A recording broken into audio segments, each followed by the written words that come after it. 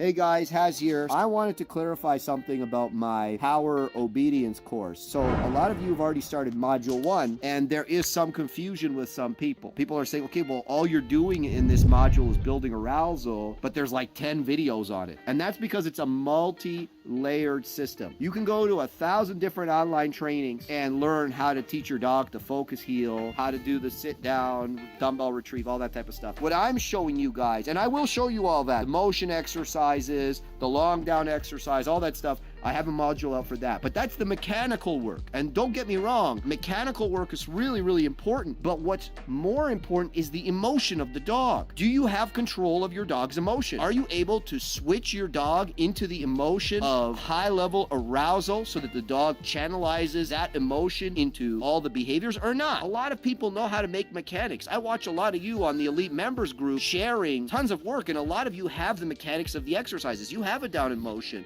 This is my son, guys. You have all this stuff, but your dog lacks the emotion. And the difference between the dog performing at a super high level is the emotion of the dog. That's what this I love you too. That's what this module is all about. Creating that emotion in the dog. And it's a multi-layered step. So some people are saying, well, my dog doesn't know how to do all that. So what should I do? Well, look, guys, I have a very experienced dog right now of my own. He's quite experienced. He already has an IGP1 title. So I'm using all the videos, the early steps and the later steps with him in the module. So people are like, is it step by step? It is step by step, but you may not be able to progress to the later steps until your dog develops more experience. So if it makes sense, I want you to think of competition obedience in two different components, okay? Component number 1, emotion. Component number 2 is mechanics. I generally bring the dog through both components kind of simultaneously. So I do emotion and mechanics. And the idea is that we're climbing the mountain on both sides and we want to reach the peaks. The reason why I started with emotion, so my module 1 is where the power comes from.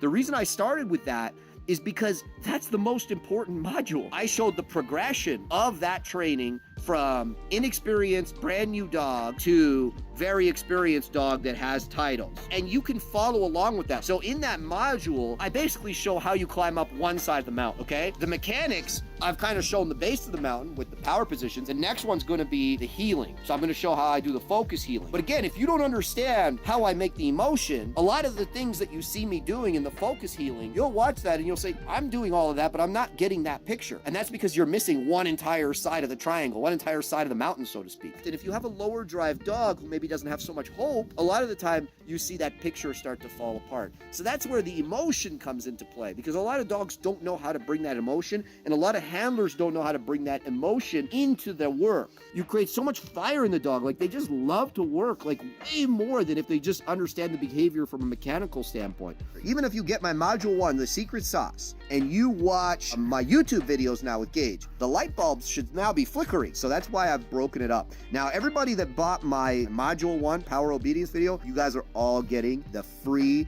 focus healing video or the power healing video for free. You're all going to be getting that when it comes out. I hope this helps you guys. Y'all have a good weekend, and I'll see y'all soon.